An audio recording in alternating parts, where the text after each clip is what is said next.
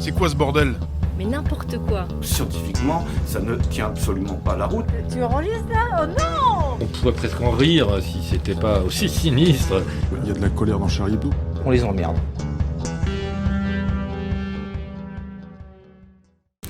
Bonjour et bienvenue, vous écoutez le 3e numéro déjà du Bistrot de Charlie, le nouveau podcast de Charlie Hebdo. Au programme aujourd'hui, nous allons discuter de l'article de Fabrice Nicolino consacré au chlordécone, ce pesticide utilisé pendant plus de 20 ans en Martinique et en Guadeloupe, alors même que son caractère hautement toxique était bien connu des pouvoirs publics. On discutera ensuite de la manif à Paris du 7 mars, au cours de laquelle des militants antifa se sont pris à des militantes féministes. C'est Lord aussi qui nous en dira un petit peu plus. Et enfin, un sujet issu de la conférence de rédaction de ce matin, à savoir les 2 professeurs de l'IEP de Grenoble qui sont désormais sous protection policière. Alors, avec moi aujourd'hui, Fabrice Nicolino. Salut Fabrice. Bonjour. Et Lord aussi. Salut Lord. Bonjour. Et vous l'attendiez tous, Robert McLiam Wilson. Salut Ouais, Robert. bravo. Salut.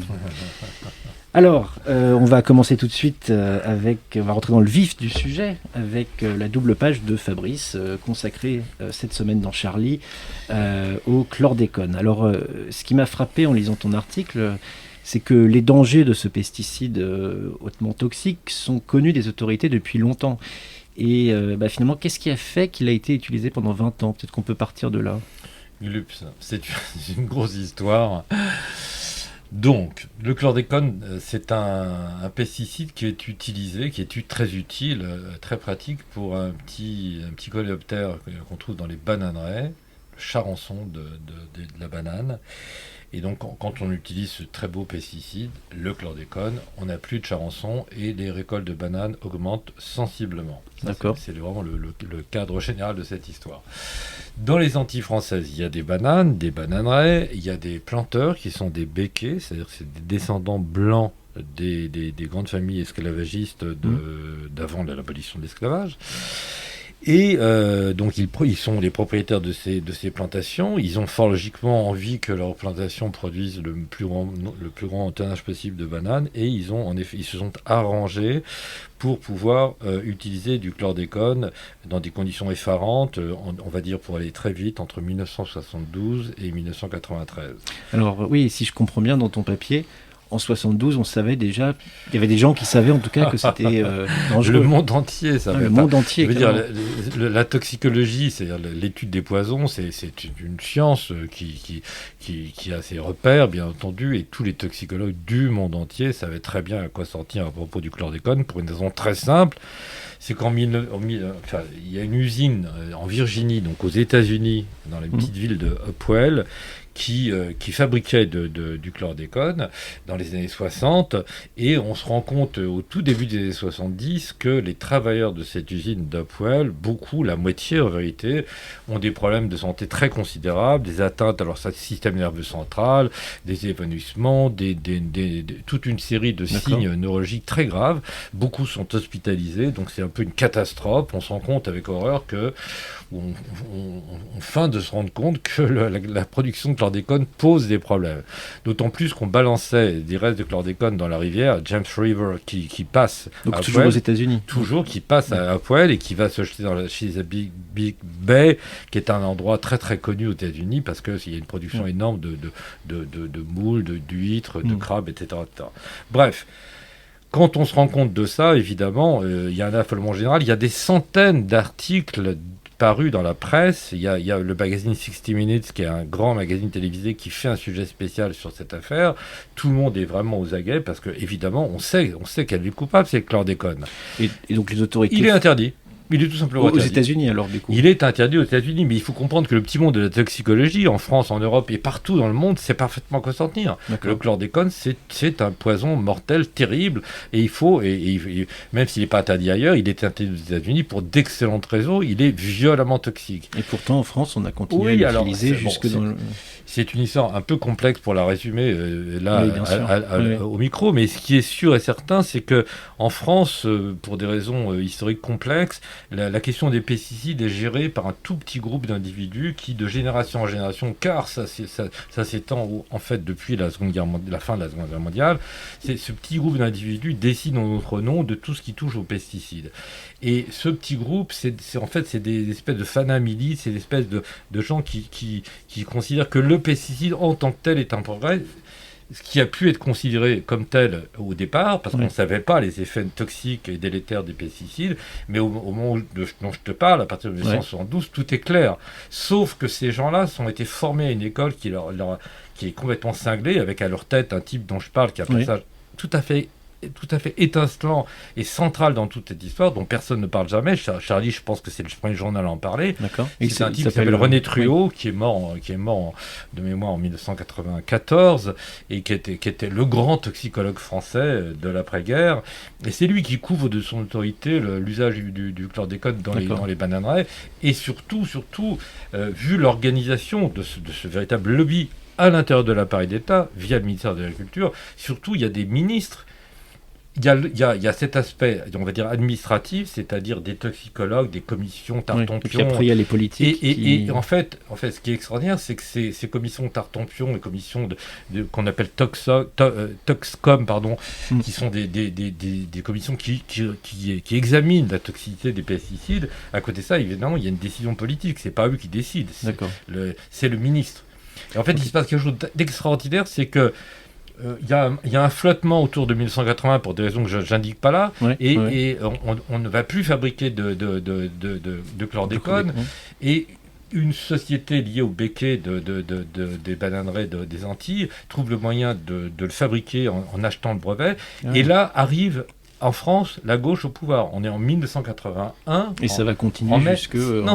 Oui, mais c'est-à-dire que cette gauche au pouvoir, loin de défendre mieux les intérêts des gens, et à commencer par les travailleurs des bananeraies antillaises, Madame Cresson, Monsieur Mermaz, Monsieur Jean-Pierre Soissons et Monsieur Henri Nallet, ces 4 ministres de l'Agriculture de la gauche, vont soutenir contre l'évidence par des dérogations. Ils n'ont rien fait pour mettre fin. Mais c'est bien pire que ça. Ils ont soutenu ce poisson dont tout le monde savait que c'était un poison horrible. Donc la gauche au pouvoir a aidé à la contamination des Antilles. Je rappelle, je dis que le chlordécone, c'est un poison chimique très très singulier, il a ce qu'on appelle une rémanence extraordinaire, il est persistant, il est très stable, les sols, c'est ça que tu dis. Il est très stable chimiquement, et il est dans les sols des bananeraies et d'une partie des Antilles pour au moins 5 siècles, 500 ans.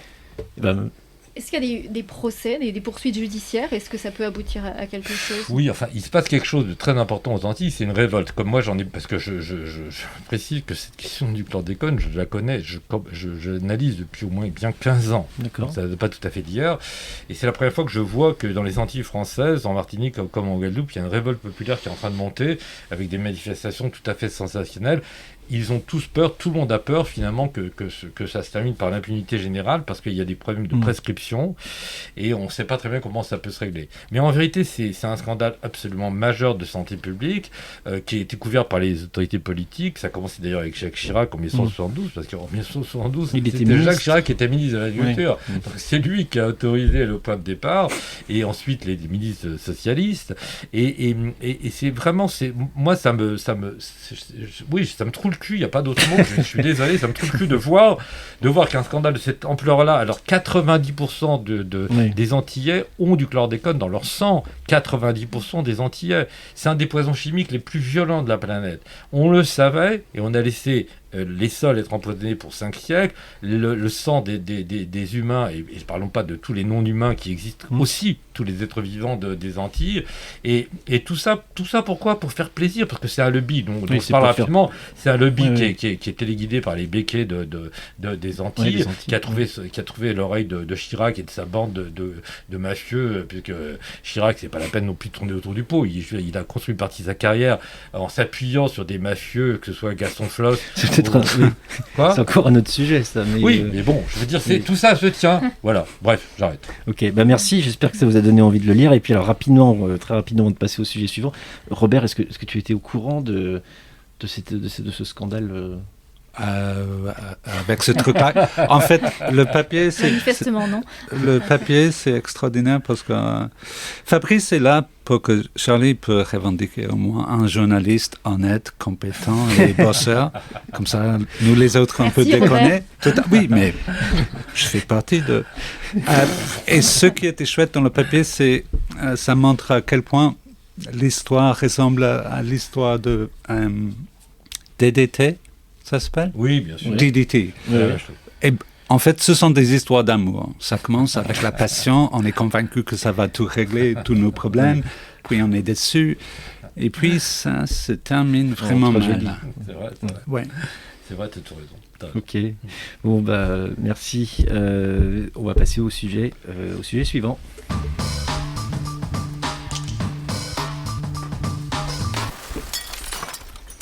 Alors, pour le sujet suivant d'aujourd'hui, on va parler de l'article web de Laure, qui est paru sur notre site lundi après-midi. Et Laure, dans cet article, tu reviens sur les altercations, on peut dire ça comme ça, entre des militants antifa et des militantes féministes lors de la manif de dimanche. Alors, est-ce que tu pourrais rapidement résumer pour celles et ceux qui ne sont pas au courant de ce qui s'est passé?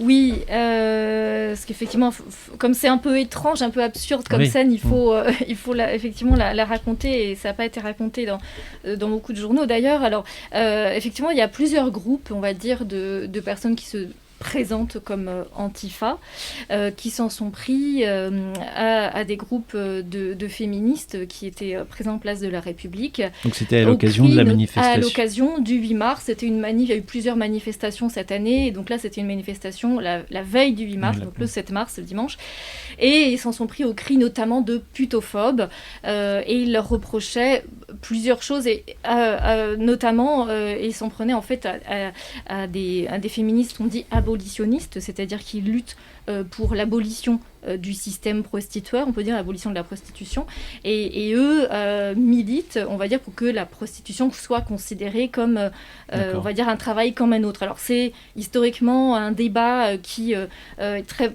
virulent au sein du féminisme, mais là il semble que une étape est quand même franchie, parce qu'il y avait cette volonté. Alors il y a déjà eu des altercations très virulentes il y a quelques années, quand il y avait notamment des revendications pour justement une loi pour pénaliser les clients. Mais là, c'est un peu une étape qui en tout cas, c'était une altercation assez violente. Ces groupes dits Antifa venaient vraiment pour en découdre, entre guillemets. Ils sont venus avec des œufs pour envoyer des œufs dans la figure de ces groupes féministes. Et puis, il y a eu d'autres oppositions qui se surajoutent, parce que, par exemple, d'autres groupes Antifa s'en sont pris également à des fémènes au cri de islamophobes. Donc là, en fait, ils reprochent, je pense qu'il y a une incompréhension totale des combats des fémènes qui critiquent, par exemple, le voile, critiquent le sexisme du voile, et qui se positionnent pour le droit au blasphème, et qui notamment s'en prennent à tous les extrémismes religieux, et donc ces groupes Antifa considèrent à tort, à mon sens, les fémènes comme étant islamophobes, et on voit en fait dans ces altercations des positionnements qui aujourd'hui sont quasiment irréconciliables, que ce soit à gauche ou au sein de certains mouvements féministes. Des positions irréconciliables, mais si je comprends bien aussi ton article, ça reste des positions très minoritaires en fait. Enfin, en tout cas, les positions des Antifa. En tout cas, dans la manière de réagir, c'est effectivement une réaction assez minoritaire, parce qu'apparemment les Antifa ont été eux-mêmes critiqués par d'autres Antifa sur cette Oui, il faut dire soi-disant Antifa, parce que soi-disant Antifa, c'est très facile à s'appeler. Je les nomme pas trop d'ailleurs féministes non plus. Est-ce que sont-ils féministes ou pas? Ils se présentent comme féministes Antifa, mais sans prendre à d'autres féministes comme ça, c'était un peu... Du coup, Robert, toi, tu y étais à la manif? J'étais pas là, j'ai pas assisté, mais j'ai lu le papier de Laure. Et ce qui m'a frappé tout de suite, c'était à quel point tout ça, c'était vraiment un malheur, quoi. Même leur slogan, turf, c'est quoi Oui, Oui, c'est pas Trans précisé. Il y a exclusionary. aussi, ce se rajoute au débat que je exposais, les débats qui sont très complexes autour de la question trans. Il y a d'un côté des militants de la cause trans, on va dire, et qui est un combat tout à fait légitime, mais parfois qui va très très loin dans la volonté de modifier certains mots. On a vu des débats autour du fait de dire personne qui menstrue, parce qu'il ne faut pas dire qu'il n'y a que les femmes qui menstruent. Voilà, donc mais c'est vrai que ça... de voir ça en France, on a les gens qui sont appelés TERF, qui est la dernière insulte qu'on peut balancer à une femme maintenant aux États-Unis. Alors TERF, c'est pour expliquer, TERF, ça veut dire un sujet de TERF, Trans Exclusionary Feminist, Radical Feminist. Et c'est pour désigner celles qui sont considérées comme étant transphobes. D'accord. Parfois, oui, il y a des propos transphobes, parfois à tort, parce qu'il suffit qu'on critique certaines exagérations de la cause trans pour devenir une TERF. Voilà, donc c'est un débat complexe. Il y avait SWERF aussi. Ah oui, il y en a un autre. SWERF, c'est un mot que moi-même je n'avais jamais encore vu. On a découvert ça lundi. Moi, j'ai découvert en faisant mon article. Et SWERF, c'est, j'ai plus le mot exact en tête, mais en gros. Exclusionary Radical Feminist. Et donc là, c'est autour de la question de est-ce qu'on considère les prostituées, la prostitution comme un travail comme un autre. Donc ça revient à ce débat sur la prostitution. Oui, quand on avale le côté américain sans le traduire dans les deux sens. C'est même pas juste le slogan, mais c'est l'idée. C'est plus Amalok, effectivement, que McDo, tout ça. Que quoi ? Que McDo. Ah oui, d'accord. Et ça s'applique pas trop en France, où la culture est très différente, les débats sont complètement autre chose. Et c'est un marteau assez maladroit. Et donc, c'était assez décevant. Mais drôle, quelque part. Swerf ? Comment on prononce ça en français ? Swerf. L'actualité, le swerf. Tu connaissais ce mot, toi, avant ? Non, t'as découvert aussi. Il y a quand même des insultes qui vont... J'en cite une qui vont assez loin. Donc, on a envoyé à Marguerite Stern, qui est une des militantes considérées comme une TERF et qui a parfois eu des propos peut-être un peu violents envers les trans, mais qui reçoit elle-même beaucoup de menaces de mort, beaucoup de propos violents. On lui a dit, ne te pointe pas à la manif si tu ne veux pas recevoir du sperme de meuf trans dans la tronche. Ça donne une idée du niveau du débat. Pose cette question à J.K. Rowling, l'écrivaine écossaise. Elle est menacée d'être étouffée par les bites des trans, mais tous les jours. C'est un truc maintenant qui est valable, quoi. Valable. C'est une insulte qui est complètement devenue assez... c'est permis. Ah oui, d'accord. Ok. Mais voilà, pour revenir, ça reste effectivement des débats de niche et de personnes, on va dire, assez radicales. Oui. Et je pense que la question trans mérite un débat un peu plus posé, parce qu'il y a effectivement une transphobie. Je pense que les trans sont victimes d'une immense transphobie. C'est extrêmement difficile, je pense, de s'affirmer trans. Et en parallèle, il y a aussi une demande... parfois que je juge parfois exagérée sur la demande de transformer le vocabulaire pour une inclusivité qui va parfois trop loin, quoi, de ne plus employer le mot femme ou de considérer qu'un homme pourrait être aussi enceinte. Enfin, en plus, ça manque complètement de pédagogie aussi sur cette question-là. Donc, je pense qu'il faut rétablir quelques équilibres. Pas seulement de pédagogie, à mon humble avis. Oui, voilà. Il faudrait qu'il nous faudrait plus de temps pour pouvoir... totalement déconnant. Oui, c'est assez... Oui. Non, il y a une partie qui est un peu délirante, en effet. Voilà.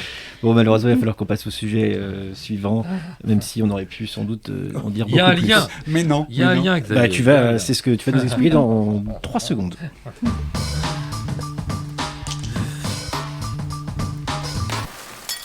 Alors, dernier sujet pour aujourd'hui, c'est donc l'IEP de Grenoble, où 2 professeurs accusés d'islamophobie sont désormais sous protection policière. Alors Fabrice, tu disais à l'instant qu'il y avait un lien avec le sujet précédent. Quel est ce lien ? Je vais me hasarder à en faire un. Je ne prétends pas qu'il existe vraiment, mais non, simplement on voit dans les 2 cas que c'est une très faible minorité qui impose une loi différente de celle qu'on connaissait jusque-là.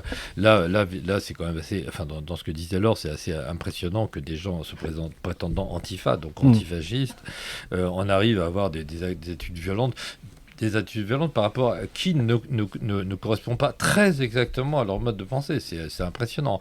Dans le cadre de l'IEP de Grenoble, bien que moi j'ignore une partie de ce qui s'est passé là-bas, mais ce qu'on sait tout de même, c'est que des étudiants appartenant à un syndicat, une scission d'extrême gauche de l'UNEF, qui semble être qui est majoritaire à l'IEP, donc à Sciences Po Grenoble, s'en sont pris à des profs pour des raisons qui restent confuses, mais en tout cas ils se sont pris à des pensées exprimées par ces gens-là qui ne sont pas des pensées nazies, je veux dire, qui sont des pensées qui leur déplaisent, et pour ce motif-là ils ont apposé sur les murs de l'université leur nom, ils les ont traités de fascistes, et les montrant, enfin les désignant comme sur les Daddy Bao de la révolution culturelle prolétarienne en Chine en 1966, les désignant comme des fascistes et comme des islamophobes.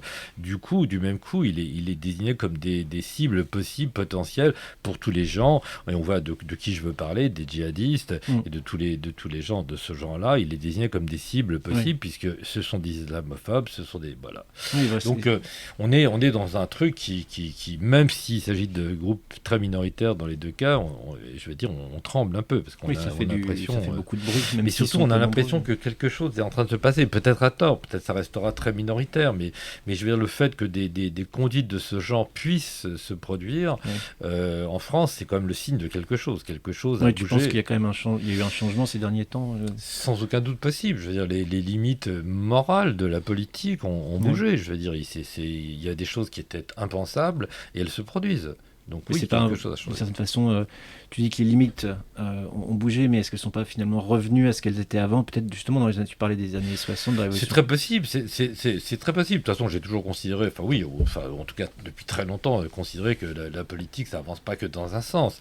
Il y a des espèces de mouvements de la pensée qui vont dans un sens puis dans un autre, des mouvements qui paraissent très très positifs, très heureux, et puis ensuite suivis de mouvements de régression. Disons que moi, pour résumer mon point de vue, on est dans un moment de régression, morale et politique. Je crois que c'est ce que tu disais un peu ce matin. C'est-à-dire que si on est face à un truc, on se dit putain, vivement demain que ça change, quoi. En tout cas, je pense qu'il y a cette question qui revient, qui est aujourd'hui, chez certains militants de gauche, il y a cette incompréhension de ce qu'est la critique nécessaire des religions et notamment de l'extrémisme religieux, parce que c'est vrai que c'est parti de là. Il me semble, un professeur a considéré qu'il ne fallait pas employer le terme islamophobie, qui parfois c'est complexe, parce qu'effectivement, ce terme est souvent utilisé pour empêcher toute critique de la religion. Donc, et à partir du moment où il a dit ça, eh bien, il a été considéré comme étant raciste, et c'est pour ça qu'on a balancé son nom comme ça. Mais je crois qu'il y a vraiment malheureusement aujourd'hui chez certains militants de gauche, et on le voit aussi à Charlie, des gens qui ne comprennent plus, n'ont aucune culture de la critique nécessaire des extrémismes religieux, et par rapport au féminisme, de dire simplement qu'il y a des injonctions patriarcales, que toutes les religions sont patriarcales. Beaucoup de féministes l'oublient et en sont à valoriser des croyances religieuses parce que c'est devenu une identité comme une autre à valoriser, d'être croyant, c'est formidable. Et on oublie derrière toutes les injonctions qu'il peut y avoir. Mais il y a un autre lien entre ces deux histoires, c'est le rapport à la liberté, quoi. Je veux dire, c'est clair qu'on veut empêcher... Désolé. Vous êtes tellement sérieux, les gars. Oh merde. Non, mais justement, on voulait te donner. On va écouter Fabrice et puis on voulait te donner le mot de la fin. En fait, moi, j'ai étudié à la Sorbonne. Non, pas moi. Une petite blagounette, ça serait la fin du monde ou quoi? On n'est pas censé d'être rigolo, là, Charlie Hebdo. Mais bordel, vas-y. Je voulais justement te demander ton avis sur cette histoire. Mais désolé, j'en sais rien. Et ça me gonfle. Merci pour ton avis. Non, mais. C'était intéressant. Mais il faut que j'évite tout sujet qu'il s'agit de. Alors bon, Robert est irlandais, précisons-le tout de suite. Robert est irlandais. Oui, mais c'est vrai qu'il est. C'est où Grenoble? Non, mais il sait très bien où c'est Grenoble. Oui, parce qu'il j'ai passé allé à des plusieurs mois reprises. là-bas. Oui. Puis c'est un grand lecteur de Stendhal, Robert. Oui, c'est vrai. Après, on va pas avoir l'air sérieux du tout, quoi. Non, mais bizarrement, les Grenoblois n'aiment pas Stendhal. Ils supportent pas Stendhal. Je Les trouve ça- Grenoblois. Je Ah, trouve mais ça je- dégueu, quoi. oui, c'est assez fascinant. Il va falloir qu'on en parle une prochaine fois. En attendant, pour cette semaine. Mais on peut peut-être effacer le début de l'émission et puis refaire un truc. Oui, sur- parler voilà. directement de Stendhal, Ouais, je c'est crois, trompeur. je crois que c'est ce que tout le monde Du attendait. sperme de meuf trans. Oui, ah bah écoute, Oui. qu'on aurait dit Stendhal, oui, effectivement. Oh, fuck. Bon, voilà, on a été un peu long aujourd'hui, mais on va donc devoir s'arrêter. C'est donc tout pour aujourd'hui. Et merci d'avoir écouté ce podcast. Et on se retrouve bien évidemment dès la semaine prochaine. Au revoir. C'est quoi ce bordel? Mais n'importe quoi. Scientifiquement, ça ne tient absolument pas la route. Tu enregistres là? Oh non! On pourrait presque en rire si c'était pas aussi sinistre. Il y a de la colère dans Charlie Hebdo. On les emmerde.